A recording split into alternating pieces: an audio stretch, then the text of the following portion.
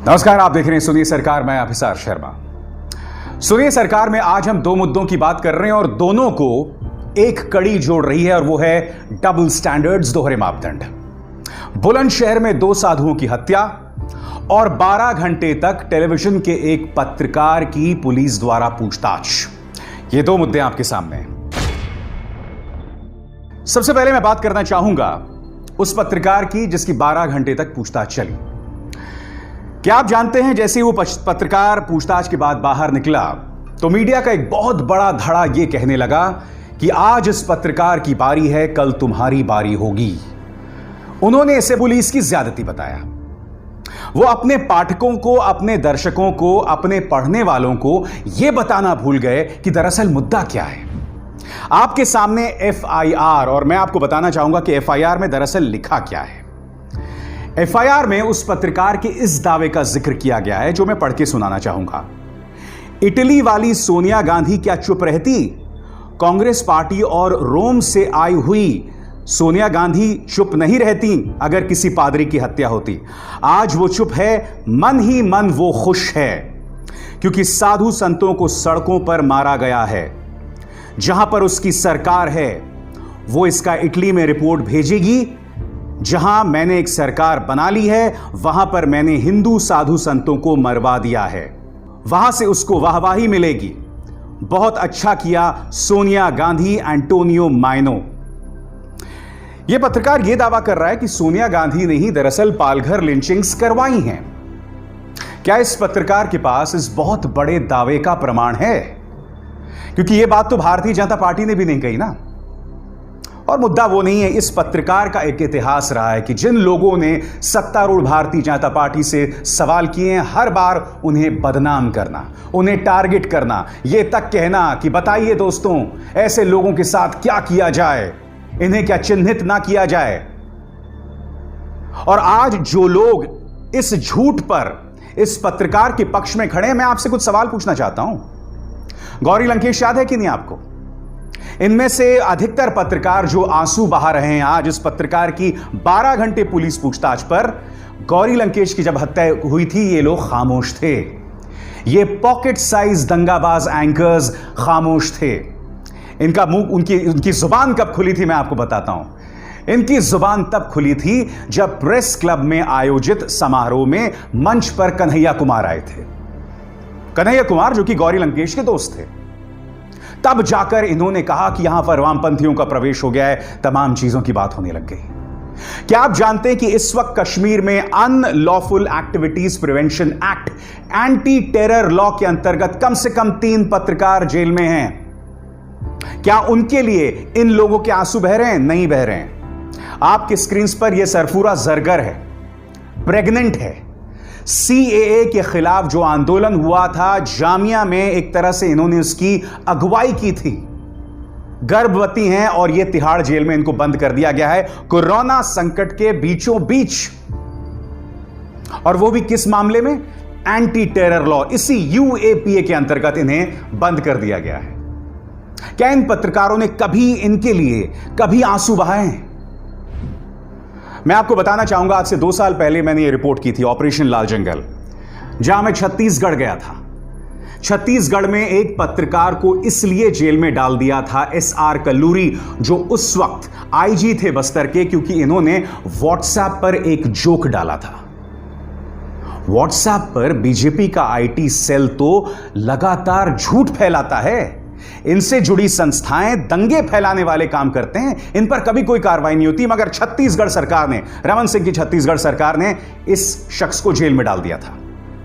6 महीने से ज्यादा वक्त इस शख्स यानी कि संतोष यादव को एक बहुत ही कठोर नक्सल कानून के अंतर्गत, नक्सलों के खिलाफ इस्तेमाल किए जाने कानून के अंतर्गत जेल में डाल दिया गया था और उसे वहां टॉर्चर किया गया था। मैं इन पत्रकारों से मिला था, इनके परिवारों से मिला था।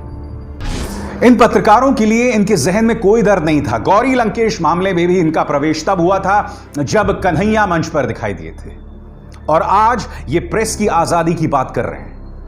उत्तर प्रदेश पुलिस ने 1 नहीं 2 नहीं आधे दर्जन से ज्यादा बार इन न्यूज चैनल्स के झूठ का पर्दाफाश किया है। आज ये लोग विचारों की अभिव्यक्ति की बात कर रहे हैं। यकीनन विचारों की अभिव्यक्ति की बात होनी चाहिए। मगर आपको याद होगा, प्रमोद जायसवाल नाम के उस पत्रकार को इस खबर के मुताबिक इसे इसलिए टारगेट किया गया था क्योंकि उसने मिड डे मील स्कीम के अंतर्गत जो गरीब बच्चों को नमक रोटी दी जा रही थी उस पर कहानी की थी, उसे इस तरह से टारगेट किया था। तब इनके जहन में कभी कोई आंसू नहीं आते। आज ये लोग इसलिए डरे हुए हैं क्योंकि ये समझ गए हैं कि अब विपक्ष भी सक्रिय हो रहा है, विपक्ष की सरकारें भी सक्रिय हो रही हैं कि अगर आप अपने न्यूज चैनल्स में झूठ का प्रचार प्रसार करेंगे, दंगा फैलाने का प्रसार प्रसार करेंगे, तो उसकी कीमत आपको चुकानी पड़ेगी। सीधी सी बात है। और मैं इनके दोहरे मापदंड की बात करता हूं। आपको याद होगा, इसी पत्रकार ने कहा था, सोनिया गांधी से सवाल किए थे पालघर लिंचिंग पे। बुलंदशहर से एक बहुत ही दुखद खबर सामने उभर कर आ रही है। 2 साधुओं की हत्या कर दी गई है। क्यों? क्योंकि एक नशेड़ी है जिसका नाम मुरारी है, इस एफआईआर के मुताबिक उसने उनसे चिमटा लिया था, बवाल हुआ और इस नशेड़ी ने उनकी हत्या कर दी। यह हुआ है योगी के उत्तर प्रदेश में। आज सुबह से ही भारतीय जनता पार्टी के आईटी सेल वाले पूरी कोशिश कर रहे हैं कि इसमें कहीं ना कहीं से मुस्लिम एंगल सामने उभर कर आए। क्या इस पत्रकार की हिम्मत होगी इस घटना पे सवाल करने की कि उत्तर प्रदेश जहां बीजेपी की सरकार है, आखिर इन साधुओं की हत्या क्यों हुई और क्या प्रधानमंत्री नरेंद्र मोदी इसका जवाब देंगे? बताइए ना। उस वक्त भी आपने उद्धव ठाकरे से सवाल नहीं किया था। आपने सवाल किससे किया था? आपने सोनिया गांधी से सवाल किया था। तो क्या यह सवाल आप प्रधानमंत्री नरेंद्र मोदी से करेंगे? आप नहीं करेंगे। तो मैं जो आपसे सवाल कर रहा हूं कि शुक्र है कि बुलंदशहर में अब ये लोग किसी तरह से इसे कॉमनलाइज करने की कोशिश नहीं करेंगे। क्यों नहीं करेंगे? क्योंकि पहली बात, वहां बीजेपी की सरकार है और जाहिर सी बात है वहां आप कैसे सांप्रदायिकरण करने की कोशिश करेंगे। मगर अगर वाकई वहां मुसलमान निकल आता, हत्यारा या हत्या का आरोपी, तो यकीनन इस खबर को किसी और किस्म का कवरेज मिलता। बेशक यह मामला अपराध का है, यह हेट क्राइम नहीं है। जैसे मैंने कहा, चिमटा उसने चोरी कर लिया था, तकरार हुआ। अब यह मुरारी की जगह कोई अफजल भी हो सकता था और उसका अर्थ यह नहीं कि यह हिंदू मुस्लिम का मामला है। अगर ऐसा होता तो अब चूंकि मुरारी है इसलिए पूरी तरह से भारतीय जनता पार्टी का आईटी सेल खामोश है। मगर इनके तौरे मापदंड हम लगातार देखते रहे हैं। क्या कहना है बुलंदशहर के एसएसपी का, आइए आप खुद सुनिए। ये पडौना गांव जो अनूपशहर थाना क्षेत्र में स्थित है, यहाँ पर 2 बाबा एक मंदिर है जिसमें जगदीश शर्मा और शेर सिंह नाम के 2 बाबा रहते थे। और इसी मंदिर पर भी गांव का ही एक व्यक्ति है जिसका नाम मुरारी उर्फ राजू है, जो आता जाता था, भंगेड़ी है, बहुत ज़्यादा भांग पीने का आदी रहा है। 2-3 दिन पहले बाबा का चिमटा इसके द्वारा गायब कर दिया गया था, जिसमें बाबा लोगों ने बुला करके इसके साथ डांट पिलाई थी। उस आधार पर कुछ बातें इसके दिमाग में रही होंगी, जिसके आधार पर इसके द्वारा आज सुबह किसी समय आकर के तलवार से इन दोनों बाबाओं की हत्या कर दी गई। बाद में गांव के लोगों ने इसको गांव से बाहर तलवार लिए हुए जाते हुए देखा गया था। उस आधार पर इसकी तलाश की गई। गांव से 2 किलोमीटर दूर नशे की हालत में अर्धनग्न अवस्था में मिला है। अभियुक्त को गिरफ्तार कर लिया गया है। मौके पर मैं मौजूद हूँ। कानून व्यवस्था की कोई समस्या नहीं है। फिलहाल ये अभियुक्त नशे की हालत में है और अर्धनग्न है, तो उससे पूछताछ का प्रयास किया जा रहा है। ऐसा नहीं है कि बीजेपी के एमएलएज, खासकर उत्तर प्रदेश के एमएलएज, माहौल को सांप्रदायिकरण करने की कोशिश नहीं कर रहे हैं। आपके स्क्रीन पर ये हैं सुरेश तिवारी, बीजेपी के एमएलए हैं, और उन्होंने ये आह्वान किया है कि मुस्लिम जो फल बेचते हैं उनसे आप फल सब्जियां ना खरीदें। और एक चीज ध्यान में रखिएगा, आप लोगों को मैं सबको बोल रहा हूँ ओपन में, कोई भी मियां के यहाँ से सब्जी नहीं लेना। ये उस पार्टी का नेता है जहां पर प्रधानमंत्री ने आज से कुछ दिनों पहले एक अपील की थी कि कोविड से जो भी प्रभावित होता है ना, वो उसका धर्म नहीं देखता, जाति नहीं देखता, उसका रंग नहीं देखता। इसलिए इस लड़ाई को हम एक साथ लड़ेंगे। मगर यह शख्स अपने प्रधानमंत्री की भी नहीं सुन रहा। मोहन भागवत ने क्या कहा था? उन्होंने तबलीगी जमात मामले का जिक्र करते हुए कहा था कि सिर्फ कुछ मुट्ठी भर तबलीगी जमात के लोगों को के चलते हम पूरे कौम को टारगेट नहीं कर सकते। यह नसीहत न सिर्फ बीजेपी के लिए थी बल्कि मीडिया के लिए भी थी, क्योंकि आप जानते हैं देश कोरोना संकट का सामना कर रहा है, इसकी तो कोई चर्चा ही नहीं कर रहा है ना। सारा फोकस तबलीगी जमात पर है। मगर क्या ये जो सुरेश तिवारी एमएलए है ये मोहन भागवत जी की सुनेगा या प्रधानमंत्री नरेंद्र मोदी की सुनेगा? इस चुटभैया नेता की हम क्या बात करें। संबित पात्रा, इन्होंने एक डिबेट में शिरकत की और उनका ये ट्वीट देखिए। झारखंड को लेकर एक चैनल में डिबेट हुई। दरअसल एक फल के ठेले के सामने लिखा हुआ था कि इस फल के ठेले को विश्व हिंदू परिषद ने स्वीकृति की मोहर लगाई है, हिंदू यहां से फल खरीद सकते हैं। संबित पात्रा क्या करते हैं, एक मुस्लिम होटल का तस्वीर लगाते हैं और ये दोनों तस्वीरें अपने ट्वीट में पेश करते हैं। संबित पात्रा ये भूल गए कि जहां विश्व हिंदू परिषद वाली फोटो की बात हो रही है, उस फोटो के जरिए यह बताया जा रहा है कि हिंदू सिर्फ यहां से फल खरीदें, मुसलमानों से फल ना खरीदें। और रही बात जिस मुस्लिम होटल का वो जिक्र कर रहे हैं, उस होटल में हिंदुओं के आने पर मनाही नहीं है और यह भी नहीं कहा गया कि यहां सिर्फ मुसलमान खा सकते हैं। मगर आप देख रहे हैं, चाहे सुरेश तिवारी हो या संबित पात्रा जैसे लोग हैं, वो अपने ही प्रधानमंत्री और मोहन भागवत जी की भी नहीं सुनने को तैयार हैं। यह हकीकत है आपके सामने, जो अपने आप में कितनी दुखद बात है। तुमने पूरे कोरोना संकट के दौरान अपने न्यूज चैनल्स में डिबेट्स चलाई तबलीगी जमात पर, मगर आज जब तबलीगी जमात के ये कार्यकर्ता ब्लड प्लाज्मा डोनेट कर रहे हैं, तब आपने इनकी हौसला अफजाई नहीं की, क्योंकि आपने उनके खिलाफ जहर उगला। कई ऐसी खबरें उभर कर आईं जिसमें यह पता चला कि तबलीगी जमात को लेकर जो अफवाह फैलाई जा रही है वो झूठी थी और यह झूठ किसी और ने नहीं, मुख्यधारा के न्यूज चैनल्स ने फैलाया। चाहे ANI हो, जी न्यूज हो, न्यूज 18 हो, न्यूज 24 हो, सबकी खबर को गलत बयानी करके बताया किसी और ने नहीं बल्कि उत्तर प्रदेश पुलिस ने। आज जब तबलीगी जमात के ये लोग ब्लड प्लाज्मा डोनेट कर रहे हैं, क्योंकि हो सकता है कल यही ब्लड प्लाज्मा कोरोना वायरस के इलाज में काम आए, तो तबलीगी जमात के इन कार्यकर्ताओं की तो हमें हौसला अफजाई करनी चाहिए ना।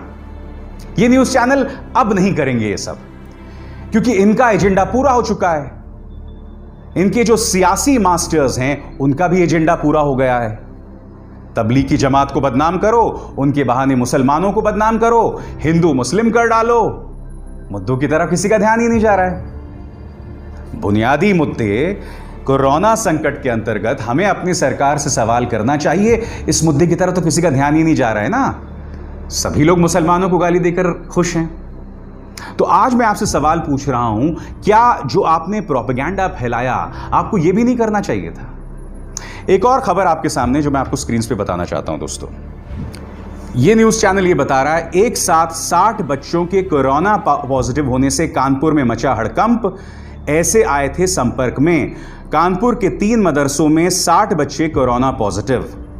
अब मैं चाहता हूं कि आप इस चिकित्सा अधिकारी, कानपुर के चिकित्सा अधिकारी की बात सुनें। वो इस खबर का सीधे तौर पर खंडन कर रहा है, सुनिए। मैं मुख्य चिकित्सा अधिकारी कानपुर नगर बताना चाहता हूं कि मीडिया में कोई एक ऐसी खबर चल रही है कि 53 बच्चे पॉजिटिव आए मदरसे में, तो उस संबंध में क्लियर करना चाहूंगा। आज कोई भी मदरसा से बच्चा पॉजिटिव नहीं आया है। पूरे में जो कुल बच्चे निकले होंगे शायद उनको जोड़ करके ये खबर चल रही, जो कि पुराने ही बच्चे हैं। एक साथ इतने सारे पॉजिटिव हुए, इससे बवाल मचता है। आप एक गलत किस्म की जानकारी दे रहे हैं। मुद्दा यह नहीं था। पिछले 1-2 हफ्ते में मामले धीरे धीरे करके बढ़ते हुए आ रहे थे, मगर मैं कुछ और कह रहा हूं। जैसे ही ये लोग मदरसा देखते हैं, तमाम न्यूज चैनल्स कूद पड़ते हैं। मेरा प्रश्न आपसे है कि आप थोड़ा थम कर, रुक कर खबर की पड़ताल क्यों नहीं कर सकते हैं? एक बड़े न्यूज चैनल ने मदरसों पर स्टिंग ऑपरेशन कर डाला कि देखिए किस तरह से इतनी बड़ी तादाद में बच्चे वहां फंसे हुए हैं। न्यूज लॉन्ड्री ने बाद में दिल्ली पुलिस से बात की और यह रिपोर्ट जो आपकी स्क्रीन पर है बनाई। न्यूज लॉन्ड्री ने कहा कि दिल्ली पुलिस ने यह कहा है कि अधिकतर बातें जो उस स्टिंग ऑपरेशन में कही गई थी वो गलत बयानी थी, इसके अलावा कुछ नहीं थी। मगर मैंने कुछ और सवाल किए थे उस वक्त भी। मैंने सवाल आपसे किए थे कि क्या इस न्यूज चैनल को यह नहीं पूछना चाहिए कि प्रधानमंत्री ने तो सिर्फ 4 घंटे का वक्त दिया था ना, गरीब सड़कों पर निकल पड़े थे। तो ये जो मदरसे के बच्चे हैं वो किस तरह से सड़कों पर निकलते? 30 लोगों की मौत हो गई थी सड़कों पर चलते चलते। एक 12 साल की बच्ची अपने घर पहुंचने से 50 किलोमीटर पहले मर गई थी। तो क्या वो चाहते थे, ये जो 100-200 मदरसे के बच्चे थे, क्या वो भी पैदल अपने घरों जाते? आजमगढ़, बिहार, उत्तर प्रदेश, जहां से भी थे। और फिर अगर इन्हें हो जाता कुछ तो उनके साथ जो बुरा होता, ये किसके माथे होता? इसलिए बहुत जरूरी है कि आप संयम बरतें। आज के सुनिए सरकार में हम सिर्फ आपका ध्यान खींच रहे थे उस दोहरे मापदंड की ओर जो हमारे समाज में, हमारी राजनीतिक पार्टियों में और हमारे मीडिया में मौजूद है घटनाओं को लेकर। अगर कोई घटना किसी बीजेपी शासित प्रदेश में होती है तो सन्न चुप्पी छा जाती है, मगर जैसे ही किसी विपक्षी राज्य में होती है सभी मुद्दे को उठा देते हैं। और उसी तरह से राजनीतिक पार्टियां क्या कहूंगा, सीधे बोलूंगा बीजेपी, जो हर मुद्दे में हिंदू मुस्लिम तलाश करने की कोशिश करती है, वो भी एक ऐसे वक्त जब देश कोरोना संकट का सामना कर रहा है। ये लोग ना अपने प्रधानमंत्री के सुनते हैं, ना अपने सबसे बड़े आइडियोलॉग यानी मोहन भागवत की सुनते हैं। या कहीं ऐसा तो नहीं कि ये सब कुछ नूरा कुश्ती है? हाथी के दांत दिखाने के कुछ, खाने की कुछ और। मेरी बात पर गौर कीजिएगा।